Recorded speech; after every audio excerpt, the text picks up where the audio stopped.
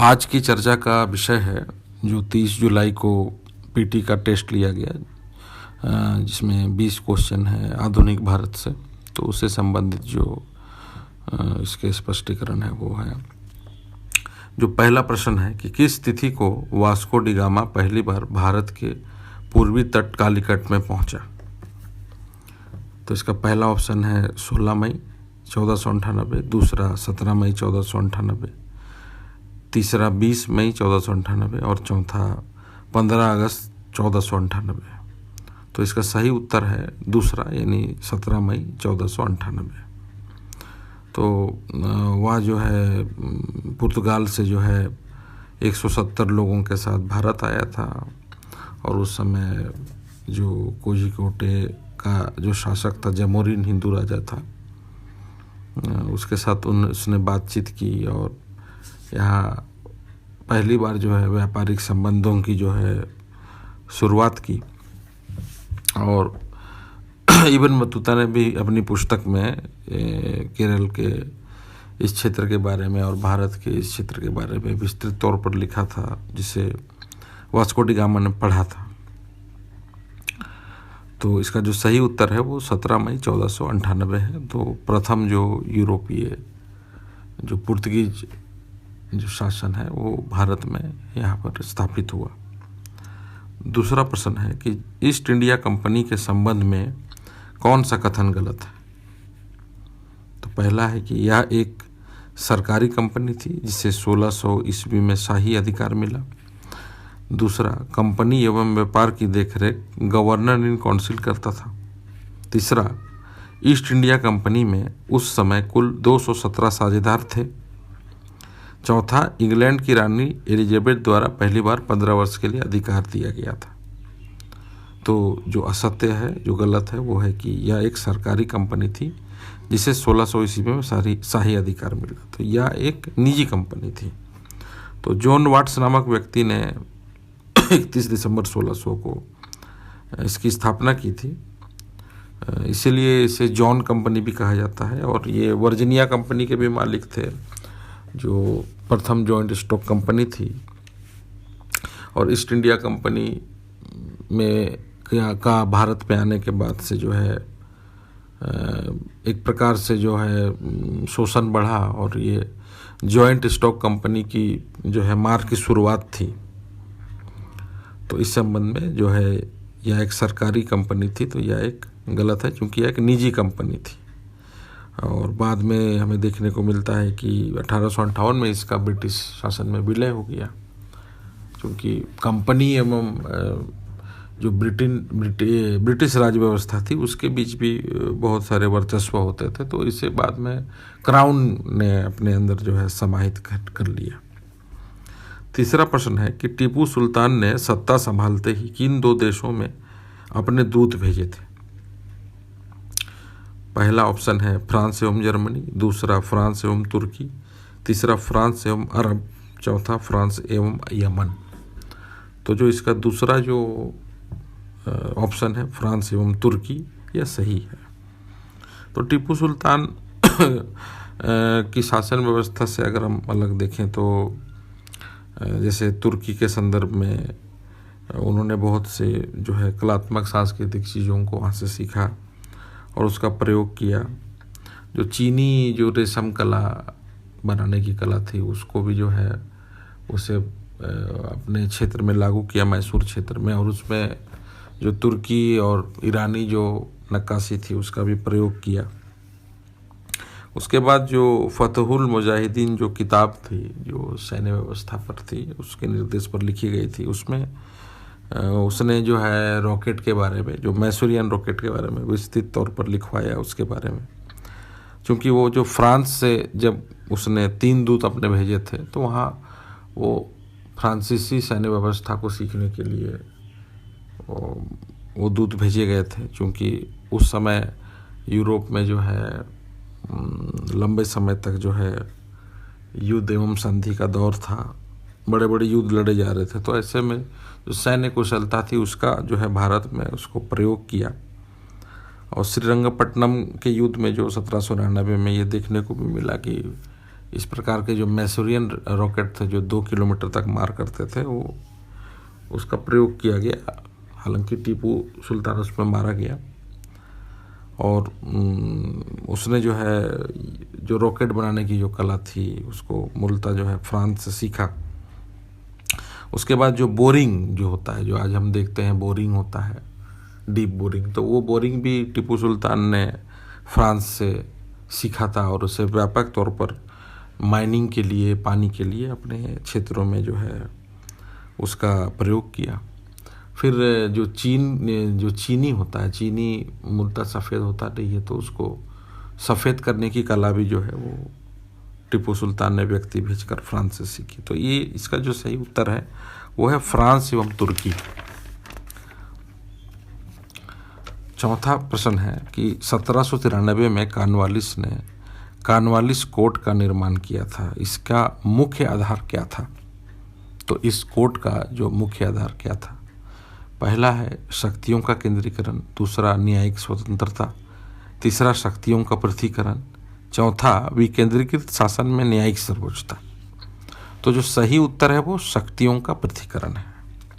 तो अब हम थोड़े से इस पे अगर थोड़ा सा इस पर जोर डालें कि शक्ति का पृथकीकरण क्या है, कि सेपरेशन ऑफ पावर जो है ये मॉन्टेस्क्यू की प्रगतिशीलवादी सोच का एक उदाहरण है। क्योंकि जो शासन है वो तानाशाही नहीं हो, एब्सोल्यूट मोनार्की नहीं हो, उसको पृथक करने के लिए शक्तियों का बंटवारा होना बहुत ज़रूरी है। किसी एक व्यक्ति के हाथ में बहुत सारी शक्ति केंद्रीकृत होंगी तो शासन व्यवस्था प्रतिकूल रूप से प्रभावित हो सकती है। तो उसे कॉर्नवालिस कोड ने जो है प्रशासनिक, व्यापारिक, फिर न्यायिक और भूमि, तो इनके 4 जो शासन व्यवस्था के अंतर्गत उसको बांटा। यद्यपि हम आज जो आधुनिक रूप में उसे जुडिशियरी, एग्जीक्यूटिव और लेजिस्लेचर के रूप में समझते हैं, जो विधायिका, कार्यपालिका और न्यायपालिका है, जो balance of separation of power है, जो शक्तियों का पृथकीकरण है, जो एक प्रगतिशील सोच है। तो 1772 में जब वारेन हेस्टिंग आए थे तो उन्होंने जिला में कलेक्टरी व्यवस्था शुरू की। लेकिन जो सिविल सर्विस का अगर पितामह माना जाए भारत में तो वो लॉर्ड कॉर्नवालिस था। जैसे 1785 में वारेन हेस्टिंग गए तो लॉर्ड कॉर्नवालिस भारत में आए और उन्होंने जो जिला में जो प्रशासक की जो भूमिका है उसको आधुनिक जो अभी हम देखते हैं कि जुडिशरी अलग है, एग्जीक्यूटिव अलग है और जो हमारा लेजिस्लेचर अलग है, वो दिखता है। तो पहले जो उससे पहले जो सिविल सर्वेंट होते थे वो बहुत पावरफुल होते थे। अभी इधर अगर आप भारत में देखिएगा कि 1973 में संशोधन के बाद जो है बहुत से कलेक्टर के अधिकार को जो है हमने तोड़ा है, विभाजित किया है, उसके अधिकारों में कमी आई है। तो अगर सिविल सर्विस का इतिहास हम पढ़ें तो उसका जो मेन नींव है वो कॉर्नवालिस कोड के माध्यम से 1793 में स्थापित हुआ, जिसमें चार्ल्स ऑफ अर्ल की बहुत महत्वपूर्ण भूमिका थी। तो इसका जो सही उत्तर है वो है शक्तियों का पृथकीकरण। अगला क्वेश्चन है कि सिपाही जानता था कि वह चाहे जितना कर्तव्य निष्ठा दिखाए, चाहे जितना बहादुर सैनिक बन जाए, उसे अंग्रेज सैनिक के बराबर वेतन कभी नहीं मिलेगा। यह कथन किसका है? तो इसका पहला ऑप्शन है पी रॉबर्ट्स, दूसरा टी.आर. होम्स, तीसरा वीर सावरकर और चौथा आर.सी. मजूमदार। तो इसका सही उत्तर है इसका दूसरा यानी टी.आर. होम्स। तो टी.आर. होम्स जो है उसने हिस्ट्री ऑफ इंडियन मोटिनी भी लिखी है 1888 में, और जो उनकी और एक प्रमुख किताब थी जो 4 ब्रेव सोल्जर्स है। तो इसमें उन्होंने जो मूल रूप से जो औपनिवेशिक सोच थी ब्रिटिश शासन की उसको व्यक्त किया है। बहुत से ऐसे अंग्रेज हैं जो कि जिन्होंने स्वीकारा है। अधिकांशतः ये देखने को मिलती है कि जो शासन व्यवस्था का अंग्रेजी औपनिवेशिक आधार है उसको कतई नहीं मानते हैं ब्रिटिशर्स। उसको हमारे राष्ट्रवादी इतिहासकारों ने उजागर किया। लेकिन बहुत से ऐसे कथनों से हम इस निष्कर्ष पर जाते हैं कि शोषण जो है वो चरम पर था और इस प्रकार के विभेदीकरण यानी जो तनख्वाह के और जो नीति के विभेदीकरण के रूप में स्पष्ट देखने को मिलता है। तो इसका सही उत्तर है टी.आर. होम्स। अगला प्रश्न है कि किसानों की स्थिति में सुधार के लिए दक्कन कृषक राहत अधिनियम की घोषणा कब हुई? पहला ऑप्शन है 1879, दूसरा 1880, तीसरा 1885 और चौथा 1901। तो इसका जो सही उत्तर है वो है 1879 यानी 1879। तो इसमें हम देखने को मिलता है कि पूरे भारत में अगर हम लें तो जब जैसे ही जमींदारी व्यवस्था आई 1790 के बाद, तो उसमें एक बहुत बड़ा व्यापक शोषण देखने को मिलता है, जो लगान संबंधी जबरन लगान लेना। तो इसमें जो छोटे छोटे महाजनी व्यवस्था भी विकसित हुए, जिसमें हमें देखने को मिल रहा है कि ब्रिटिश तो कर ही रहे हैं शोषण, जो भारत के जो साहूकार हैं, महाजन हैं, वो इसमें बहुत बड़ी भूमिका निभा रहे हैं। वो जो है बहती गंगा में हाथ धोना चाह रहे हैं और एक महाजनी व्यवस्था की, जिसको हम कह सकें जो फ्यूडल सोच है, उस सामंती सोच की एक बहुत घिनौनी जो है हमें जो है दृश्य देखने को मिलती है। तो इसमें जो मूल रूप से जो दक्कन की हम बात करें तो जो पूना है, अहमदनगर है, सतारा है, सोलापुर है, तो इन क्षेत्रों में जो लोकल जो साहूकार हैं उन्होंने जो है बहुत बड़े ब्याज सूद पर जो है शोषण किया, किसानों की ज़मीन भी छीनी। और इसी का जो है वो कालू राम का एक प्रकरण है यहाँ दक्कन विद्रोह के समय, जो एक साहूकार था और उससे तात्कालिक कारण ने जो है दक्कन उपद्रव को जन्म दिया। और इसके बाद 1876 में 1876 में इस पर एक आयोग आया और आयोग ने जो है दक्कन कृषक राहत अधिनियम जो है वो एक जो है कानून बनाया। तो इसका सही उत्तर है 1879। अगला प्रश्न है कि निम्नलिखित में से किस प्रथा का संबंध अग्रिम संविदा पेशगी से था? पहला ऑप्शन है दुबला हाली, दूसरा कमियोटी, तीसरा दादनी, चौथा अजोरा मुलुंगी। तो इसका जो सही उत्तर है वो है तीसरा ऑप्शन यानी दादनी। तो दादनी व्यवस्था में क्योंकि ब्रिटिश जब आए भारत में तो उनका शोषण करने का तरीका जो है बिल्कुल अलग था। वो एक तरफ अपनी आर्थिक नीति के माध्यम से कृषि का पतन भी किए, जो परंपरागत हमारी कृषि की व्यवस्था थी। जबरन जो है हमारे खाद्यान्न फसलों के स्थान पर नकदी फसलों को लगाया, क्योंकि यूरोपीय देशों में उसकी मांग थी। तो ऐसे में कच्चे माल पर जो है उन्होंने प्रमुख संसाधनों के तहत उस पर जो है दृष्टि डाली और लोकल किसानों को जो है, लोकल जो और मजदूर भी हैं, उन्हें एक प्रकार से अधिकतर ये किसान होते थे जिनका अपना खेत है और उन्हें पेशगी देते थे, एडवांस देते थे मूल्य में, रकम में, और उसकी वापसी वो कच्चे माल के रूप में लेते थे। तो ये एक बहुत घिनौनी व्यवस्था थी, क्योंकि एडवांस उनको दे के एक प्रकार से फंसा देने का दृष्टिकोण यहाँ मिलता है हमें देखने को। और फिर एक तय तिथि के अनुसार जबरन उन्हें धमका कर और उनका शोषण कर बड़ी मात्रा में कच्चे माल को वो ले लेते थे, क्योंकि इसका जो पुनर्भुगतान वो मुद्रा में नहीं होता था। वो उसको अगर ब्याज को हम सोचे तो वो कच्चे माल के रूप में इसका शोषण कर रहे थे। तो इसका जो सही उत्तर है कि अग्रिम संविदा पेशगी, तो इसका सही उत्तर है दादनी व्यवस्था जो थी। अगला प्रश्न है कि मजदूरों की पहली हड़ताल 1877 में कहाँ हुई? तो पहला ऑप्शन है टाटानगर, दूसरा सूरत, तीसरा बम्बई, चौथा नागपुर। तो इसका सही उत्तर है नागपुर। तो ऐसे हमें जब औद्योगिक क्रांति आई यूरोप में तो भारत में उसका व्यापक प्रयोग देखने को मिला। यहाँ कंपनियाँ खुली, संचार व्यवस्था आई, जैसे रेल है। तो प्रथम जो है ऐसे छिटपुट रूप में 1872 में हुआ, लेकिन जो संगठित रूप में अगर हम कहें तो वो 1877 का नागपुर हड़ताल था, जो कि एक एम्प्रेस मिल थी, जो रानी का मिल था। वो वहाँ के लोगों ने जो है नागपुर में वेतन वृद्धि और श्रमिकों की दशा के बारे में जो है पहली बार जो है हड़ताल किया। और बाद में हमें देखने को भी मिलता है कि 1890 में जो है बॉम्बे मिल एसोसिएशन की स्थापना लोखंडे द्वारा हुई, जो कि पहला संघ था मजदूर से संबंधित। और 1 मई 1923 में पहली बार 1 मई को मई दिवस मनाया गया। तो इसका सही उत्तर है नागपुर। अगला प्रश्न है कि निम्नलिखित में से कौन सा मिलान गलत है।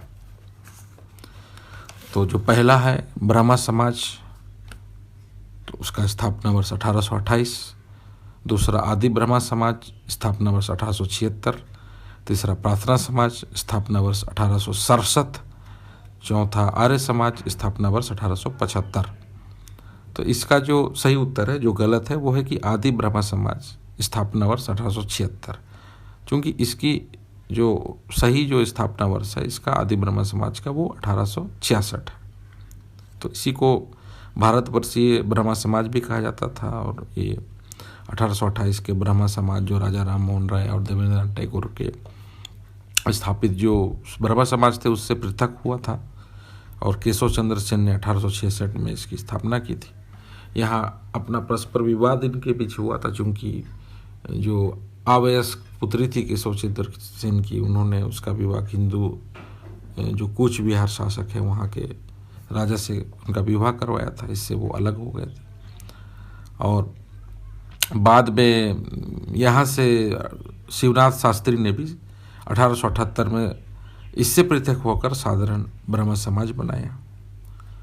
तो इस प्रकार जो है इसका जो सही उत्तर है वो आदि ब्रह्मा समाज, स्थापना वर्ष 1876, जो कि गलत है। अगला प्रश्न है रविंद्रनाथ टैगोर ने किस घटना के संबंध में अपना वक्तव्य दिया था कि समय आ गया है कि जब सम्मान के तमगे अपमान के बेतुके संदर्भ में हमारे कलंक को सुस्पष्ट कर देते हैं। तो ये उनका एक प्रसिद्ध वक्तव्य। तो इसका जो पहला ऑप्शन है वो बंग भंग, दूसरा कामागाटागारू प्रकरण, तीसरा जलियांवाला बाग कांड जो हत्याकांड था, और चौथा हंटर कमीशन। तो इसका जो सही उत्तर है वो जलियांवाला हत्याकांड है। तो यहाँ हम देखने को मिलते हैं कि जो बहुत नृशंस जो हत्याकांड थी इसके विरोध में रविंद्रनाथ टैगोर ने सर की उपाधि भी त्याग दी थी, वापस कर दी थी। और इसका जो है खुलकर विरोध किया, पूरे विश्व में इसके जो है विरोध में प्रचार प्रसार किया। और एक और भारतीय है जो कि जो भारतीय वायसराय में मेंबर थे, वो शंकरन, उन्होंने भी इस्तीफा दिया। तो यहाँ इसका जो सही उत्तर है वो जलियांवाला बाग हत्याकांड। अगला प्रश्न है कि क्रांति अमर रहे का नारा पहली बार किसने लगाया था। पहला ऑप्शन है भगत सिंह, दूसरा चंद्रशेखर आजाद, तीसरा सावरकर, चौथा महात्मा गांधी। तो इसका जो सही उत्तर है वो है चंद्रशेखर आजाद।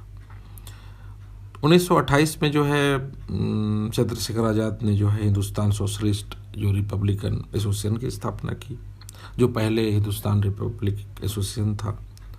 हम देखने को मिलता है कि जो असहयोग आंदोलन के बाद और जलियांवाला बाग कांड, दो कारण, उसके बाद जो है युवा में जो है एक अनरेस्ट, असंतोष बड़ा देखने को मिलता है। और गांधी जी की जो राजनीति है उससे थोड़ा सा ये भिन्न चलते हैं, जो कि उग्र हैं, थोड़ा हिंसा भी अपनाते हैं। क्योंकि अंग्रेजों ने भी हिंसात्मक तरीकों का सहारा लिया। लाला लाजपत राय के संदर्भ में अगर देखें तो उसका बदला जो है 8 अप्रैल 1929 को दिल्ली के केंद्रीय सभागार में जो है बम फेंक कर किया गया इसका विरोध। और इस प्रकार से बहुत से ऐसी घटनाएं हैं जिसमें कि इनकी भूमिका दिखती है। तो जो क्रांति अमर रहे जो है उसका संबंध चंद्रशेखर आजाद से। तो इस प्रकार के जो पीटी में फैक्चुअल क्वेश्चन पूछने की बारंबारता स्टेट सिविल सर्विस में बहुत अधिक होती है। क्योंकि यूपीएससी में अगर देखें तो जो कथन है वो कारण है या स्टेटमेंट है या कंसेप्ट से भी पूछते हैं। तो अगर कंसेप्ट से भी वो क्वेश्चन पूछते हैं तो उसके भीतर जो है उसका जो मूल तत्व है वो फैक्ट है। अगर आप फैक्ट पे क्लियर नहीं हो तो आपको कथन बड़ा डिस्टर्ब करेगा सोचने के लिए, क्योंकि वहाँ वो भिन्न भिन्न ऑप्शन में उसको प्रस्तुत करते हैं।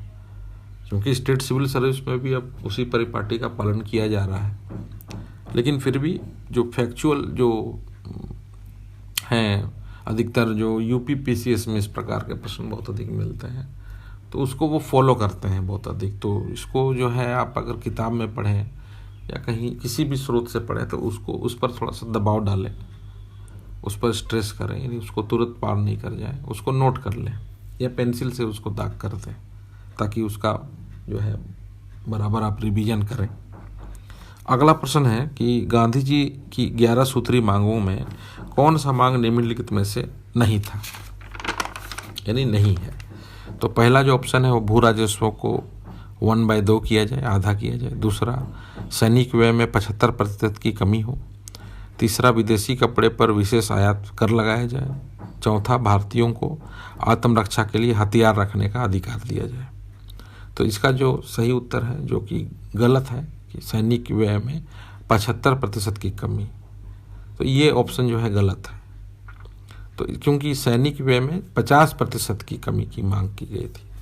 अब हम देखें कि जो 31 जनवरी 1930 को, यानी अवज्ञा, सविनय अवज्ञा, दांडी मार्च से पहले जो है इरविन एवं मैकडोनल्ड के सम्मुख ये मांग रखी गई, क्योंकि गांधी जी जो है एक अलग प्रकार की राजनीति में विश्वास रखते थे।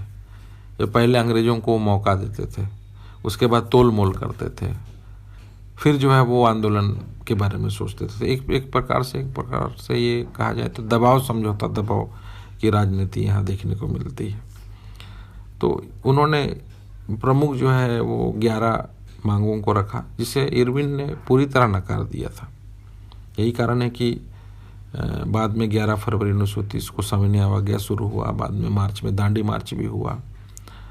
और यहाँ देखने को मिलता है कि जो द्वितीय गोलमेज से पहले जो 5 मार्च 1931 को गांधी इरविन अलग से समझौता भी हुआ, जहाँ बहुत सारी बातों को इरविन ने माना भी, क्योंकि आंदोलन के इस उग्र रूप को देखकर अंग्रेज घबरा गए। तो इसका जो यहाँ सही उत्तर है वो दूसरा ऑप्शन है, सैनिक व्यय में 75% की कमी हो, जो कि 50% था। तीसरा, अगला प्रश्न है, फॉरवर्ड ब्लॉक की स्थापना किसने की? तो इसका जो पहला ऑप्शन है वो महात्मा गांधी है, दूसरा पंडित नेहरू, तीसरा अबुल कलाम आजाद और चौथा सुभाष चंद्र बोस। तो इसका सही उत्तर है सुभाष चंद्र बोस, क्योंकि ये 1939 में जो है सुभाष चंद्र बोस ने फॉरवर्ड ब्लॉक की स्थापना की। और वहाँ देखने को मिलता है कि हमें जो ये समय था 37, 38, 39 के समय जो है इंडियन नेशनल कांग्रेस में सुभाष चंद्र बोस प्रभावशाली व्यक्ति बन रहे थे, और एक तरफ सिद्धांत के दृष्टिकोण से जो है वो गांधी के बीच और सुभाष के बीच जो है मतभेद थे, जो सैद्धांतिक मतभेद थे, और वो चरम पर आ गए थे। और बाद में जो है त्रिपुरी संकट में हमें देखने को मिलता है कि सुभाष चंद्र बोस जो है इंडियन नेशनल कांग्रेस से पृथक हो जाते हैं, और उन्हें बंगाल के जो प्रांतीय कांग्रेस के अध्यक्ष से भी हटाया जाता है जबरन। तो उन्हें अपमान स्वरूप जो है वो इसको लेते हैं और 1939 में फॉरवर्ड ब्लॉक की अपने नए दल की स्थापना करते हैं, क्योंकि उनकी सोच भी अंतर्राष्ट्रीय थी। वहाँ 1939 में जर्मनी ने जो है पोलैंड पर अधिकार किया, और जैसे ही जर्मनी ने पोलैंड पर अधिकार किया तो ब्रिटिश उसके खिलाफ में युद्ध में था ही स्वाभाविक रूप से, और भारत में भी वो युद्ध काल की स्थिति शुरू हो गई। फिर जो है जबरन यहाँ से सैनिकों को ले जाया गया, जिसमें गांधी जी का ये मानना था कि नहीं, अभी विश्व युद्ध के काल में हम थोड़ा संयम बरतेंगे और अंग्रेजों की मजबूरी का फ़ायदा नहीं उठाएंगे। तो ऐसी कुछ सैद्धांतिक बातें थी जिन्हें सुभाष चंद्र बोस पसंद नहीं करते थे, और वो 1939 में फॉरवर्ड ब्लॉक की स्थापना से यह परिलक्षित होता है। अगला प्रश्न है कि किस अधिनियम के बाद बर्मा को भारत से पृथक कर दिया गया? तो जो पहला ऑप्शन है 1909, दूसरा 1919, तीसरा 1935, चौथा 1947। तो सही जो उत्तर है वो 1935 अधिनियम है। इसी को 1937 में लागू करके जो है बर्मा एक राष्ट्र बना। यद्यपि वो ब्रिटिश शासन का ही कॉलोनी का पार्ट था, क्योंकि वो ब्रिटिश चाहते थे कि हम उसे एक अलग कॉलोनी उपनिवेश के रूप में बनाएं और भारतीय जो राजनीतिक क्रांति और आंदोलन की धारा से पृथक रखें। तो 1826 में देखने को मिलता है कि वहाँ सत्ता उन्होंने ब्रिटिश ने हड़पाई, और 1948 में यानी हमारे आज़ादी से 1 साल बाद बर्मा को जो है वो शासन से मुक्त किया, औपनिवेशिक शासन से। और इस तरह अगर हम देखें तो जो छिटपुट अगर प्राचीन भारत से ही अगर हम प्राचीन भारत हो, मध्यकालीन हो, आधुनिक में अगर भारत को बहुत केंद्रीकृत रूप से संगठित किया जाता तो भारत में देखने को मिलता है कि हमारे जो मूलतः साउथ ईस्ट एशिया है और कुछ मध्य एशिया के जो कुछ पार्ट हैं, तो वो 15 राष्ट्र भारत में थे, जिनकी जो है सभ्यता हमारे संस्कृति भारत से मिलती है। तो एक भारत 15 राष्ट्रों का समुच्चय होता, क्योंकि इतिहास में कई सारी भूल होती है, उस भूल को हम पार्टीशन हो आज भी उसका दंश हम झेल रहे हैं। तो आज भारत शक्तिशाली तो है ही पूरे विश्व में, लेकिन बहुत अधिक शक्तिशाली होता। अगला प्रश्न है कि किस आंदोलन की सफलता के बाद महिलाओं ने वल्लभ भाई पटेल को सरदार की उपाधि दी? पहला ऑप्शन है खेड़ा सत्याग्रह, दूसरा अहमदाबाद हड़ताल, तीसरा बारदोली सत्याग्रह, चौथा सूरत सत्याग्रह। तो इसका सही उत्तर है बारदोली सत्याग्रह। तो गुजरात के बारदोली में जो है 1928 में जो एक ये किसान आंदोलन था, जिसमें लगान की वृद्धि की गई और जो 22% लगान की गलत वृद्धि का विरोध किया। बाद में जो है ब्रूमफील्ड और मैक्सवेल ने इसकी जांच की और ये 6.03% लगान को रहने दिया। तो इस प्रकार से सरदार पटेल ने इसका नेतृत्व किया था और वहाँ की महिलाओं ने उन्हें जो है यह खिताब दिया। और अब देखें तो सरदार पटेल की भूमिका बाद के दिनों में भारत निर्माण में बहुत अधिक है, चाहे वो ऑपरेशन पोलो से संबंधित हो या यहाँ के सैन्य व्यवस्था से या सिविल सर्विस से। तो आज जैसे हमें देखने को मिलता है कि बहुत से जो नेता है वो जो स्वयंभू नेता है, जो अपने आप को घोषित करते हैं, उस प्रकार से उस समय वो बात थी नहीं। वो खिताब नेता लेते नहीं थे, उन्हें मिलता था। तो इसी संदर्भ में यह प्रश्न है। तो इसका सही उत्तर है बारदोली सत्याग्रह। अगला प्रश्न है कि 1855 के संथाल विद्रोह के समय किस स्थान पर विशाल जनसभा की गई थी? तो पहला ऑप्शन है महेशपुर, दूसरा बढ़ैत, तीसरा भोगनाडीह, चौथा भागलपुर। तो इसका सही उत्तर है भोगनाडीह। तो 30 जून 1855 को जो है 400 जो संथाली गांव थे, वहाँ के करीब 10 से 15,000 लोगों ने जो साहिबगंज के भोगनाडीह में जो है एक विशाल सभा की और यहाँ से आंदोलन का बिगुल फूंका। सिंधु कानू की इसमें प्रमुख भूमिका थी और इसका विवरण जो है कार्ल मार्क्स ने नोट्स ऑफ इंडियन हिस्ट्री में भी किया है, जिसमें उन्होंने इसे जन क्रांति कहा है। जब 1857 से 2 वर्ष पहले जो 1855 की संथाल क्रांति थी, इसको बढ़िया से याद कर लें कि कार्ल मार्क्स ने अपने नोट्स ऑफ इंडियन हिस्ट्री में जन क्रांति कहा है। तो तोप और वर्सेस तीर का जो है यहाँ वर्चस्व दिखाया गया है और बहुत तकनीकी रूप से इसकी चर्चा उन्होंने अपने पुस्तक में की है। तो भोगनाडीह में जो है हर वर्ष शहीद मेला भी लगता है 30 जून को और मुख्यमंत्री और राजनयिक वहाँ जाते हैं।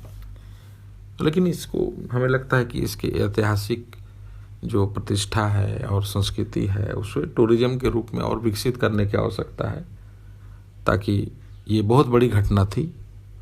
संथाली जो जन विद्रोह था एक छोटी मोटी कोई घटना नहीं थी। इसे जो पूरे भारतीय आंदोलन में अगर हम देखें तो एक प्रकार से जो जनजातीय आंदोलन में बहुत बड़ी घटना के रूप में इसे देखा जाता है। अगला प्रश्न है कि कांग्रेस का 53वां अधिवेशन 1940 में रामगढ़ में हुआ, इसकी अध्यक्षता किसने की थी? पहला ऑप्शन है रामचंद्र शुक्ल, दूसरा गुलाब तिवारी, तीसरा संजीव धर, चौथा मौलाना अबुल कलाम आज़ाद। तो इसका सही उत्तर है मौलाना अबुल कलाम आज़ाद। तो यह जो ऐतिहासिक अधिवेशन था कांग्रेस का, ये 18 मार्च से 30 मार्च तक 1940 में रामगढ़ में चला और यहाँ कई बड़े नेताओं ने जो है इसमें भाग लिया। और इसी समय जो है खादी ग्रामोद्योग का भी उद्घाटन वहाँ हुआ और हमारे जो झारखंड के जो प्रसिद्ध नेता हैं और आंदोलनकारी हैं उनके नाम पर यानी बिरसा मुंडा के नाम पर उन्हें श्रद्धांजलि स्वरूप जो है एक बड़ा गेट बनाया गया, जो कि बिरसा मुंडा गेट उसका नाम रखा गया। और इसके बारे में बहुत विस्तृत चर्चा की गई है। जो रामगढ़ का अधिवेशन था, बहुत सारी मांगे इसमें रखी गई थी। जो इसमें सुभाष चंद्र बोस भी आए थे, और वो जब यहाँ पट्टाभी सीतामढ़ैया 203 मतों से जीते तो रांची के ही फणींद्रनाथ जो है, फणींद्रनाथ आयकत, जो लालपुर में इनका पुश्तैनी मकान है, वो इसके प्रतिद्वंदी इंडियन नेशनल कांग्रेस के अध्यक्ष के रूप में खड़े हुए थे। और इसी के यहाँ सुभाष चंद्र बोस आके रुके हुए थे, चूँकि बड़े ठेकेदार भी थे। तो यहाँ आज भी जो है सुभाष चंद्र बोस से जुड़ी हुई जो चीज़ें, उनके सोफ़ा या उनके चेयर, उनके फिएट कार को वो संजो के रखे हुए हैं। तो ये फणींद्रनाथ आयकत जो है वो हार गए थे पट्टाभी सीतामढ़ैया से 203 मतों से। और बाद में सुभाष चंद्र बोस के यहाँ पर रुकने के कारण जो है गवर्नर ने इन पर कार्रवाई भी की थी। तो इसका जो सही उत्तर है वो है मौलाना अबुल कलाम आज़ाद। अगला प्रश्न है कि हजारीबाग में सविनय अवज्ञा आंदोलन का नेतृत्व किसने किया? तो पहला ऑप्शन है कृष्ण वल्लभ सहाय, दूसरा बिंदेश्वरी पाठक, तीसरा अनुग्रह नारायण सिंह, चौथा सरस्वती देवी। तो जो इसका सही उत्तर है वो है कृष्ण वल्लभ सहाय, जिसे केबीके भी कहते थे। तो इनकी जो पैदाइश थी तो बिहार में हुई थी, लेकिन इनकी जो कर्म भूमि थी वो झारखंड थी वर्तमान में। हजारीबाग में इनकी हत्या भी हुई, जो वर्तमान हजारीबाग पटना हाईवे है, जो कि राजनीतिक हत्या थी। और ये आंदोलनकारी रहे हैं। इनकी भूमिका सविनय अवज्ञा हो चाहे असहयोग आंदोलन हो, उसमें प्रमुख रही है। 1937 के चुनाव में भी यहाँ से ये प्रतिनिधि के रूप में थे। और 1963 से 1967 तक बिहार के मुख्यमंत्री भी रहे। और इसी समय जो है इन्होंने जो Barauni refinery, HEC Ranchi, Bokaro steel city पर विशेष ध्यान दिया। के समय स्थापना भी हुई थी। और रजा शाह पहलवी जो थे और चेकोस्लोवाकिया के लिनार्ड थे, वो इनके समय आए भी थे बिहार में। तो जो सही उत्तर है वो सविनय अवज्ञा आंदोलन का नेतृत्व कृष्ण वल्लभ सहाय ने हजारीबाग के जो खजांती तालाब में नमक कानून को तोड़कर किया था। अगला प्रश्न है कि सर्वेश्वरी देवी का विद्रोह कब हुआ था? पहला ऑप्शन है 1755, दूसरा 1773, तीसरा 1781, चौथा 1790। तो इसका जो सही उत्तर है वो 1781। तो बहुत सी पुस्तकों में आप देखिएगा कि सर्वेश्वरी का जो विद्रोह है उसको एक अलग विद्रोह के रूप में रखा गया है, लेकिन इसको अगर समझा जाए बेहतर दृष्टिकोण से, संकल्पना के तौर पर, तो इसका जुड़ाव जो है पहाड़िया विद्रोह से है। क्योंकि जो महेशपुर स्टेट है, जहाँ की रानी सर्वेश्वरी देवी विधवा रानी थी, तो ये पहाड़िया स्टेट का ही पार्ट है। क्योंकि जो राजपूत शासक थे, जो उन्होंने यहाँ की पहाड़िया स्त्री से विवाह किया था। तो बाद के दिनों में जो गर्जन सिंह, राजा जो गर्जन सिंह थे, उसने जो है देखने को मिलता है कि जो 1775 में जो है वो सर्वेश्वरी से विवाह किया। और गर्जन सिंह की मृत्यु के बाद जो है रानी सर्वेश्वरी जो है वहाँ की रानी बनी, जो प्रमुख जमींदार थी, जो टैक्स कलेक्ट करती थी। लेकिन जैसे ही स्थायी बंदोबस्त आया तो शोषण बढ़ गया। तो उससे जो लोकल राजा थे, लोकल जमींदार थे, उनको भी बहुत हानि हुई। वो भी नहीं चाहते थे कि भारतीयों पर जुल्म करे। तो इसमें से रानी सर्वेश्वरी एक थी। तो उन्होंने पहाड़िया विद्रोह से अलग, यानी 1772-73 में जो रमना आड़ी करिया फुजर के द्वारा जो पहाड़िया विद्रोह किया गया था, उसी की श्रृंखला को आगे बढ़ाते हुए जो है 1781 में जो है विद्रोह किया अंग्रेजी शासन के खिलाफ। और बाद में देखा जाता है कि इसकी जो राजशाही है, जमींदारी है, 1783 में अंग्रेजों ने उन्हें इससे रानी से वंचित कर दिया और उसे जेल भेज दिया गया। उसके स्थान पर गर्जन सिंह के भतीजे जो है, जो मुकुंद सिंह है, उसको जो है जिम्मेदारी मिली और भागलपुर जेल में ही लंबे समय तक, यानी इनके बुढ़ापे तक, सर्वेश्वरी देवी को रहना पड़ा। तो इसका जो सही उत्तर है वो है 1781। अगला प्रश्न है, रामगढ़ अधिवेशन में टाना भगतों ने महात्मा गांधी को कितने रुपए की थैली भेंट की थी? पहला ऑप्शन है 200, दूसरा 400, तीसरा 500, चौथा 1000। तो जी इसका सही उत्तर है वो 400 रुपये है। तो झारखंड के इतिहास में जो है टाना भगत की बहुत प्रमुख भूमिका है। 1914 में जो है गुमला, रांची, सिमडेगा इन क्षेत्रों में जो है इसका व्यापक प्रभाव रहा। तो ये एक सांस्कृतिक आंदोलन थे। बाद के दिनों में इसने राजनीतिक आधार को ग्रहण किया। आज भी इसकी सांस्कृतिक झलक हमें देखने को मिलती है। तो उन्हें गांधी जी को आंदोलन चलाने के लिए मदद के तौर पर 400 रुपये की थैली भेंट की। और ये गांधी जी की विचारधारा से बहुत प्रभावित थे और बार बार जो है उनके आह्वान पर आंदोलन में कूदते भी थे। और कई बार जो है गांधी जी से भी इन्होंने मुलाकात की।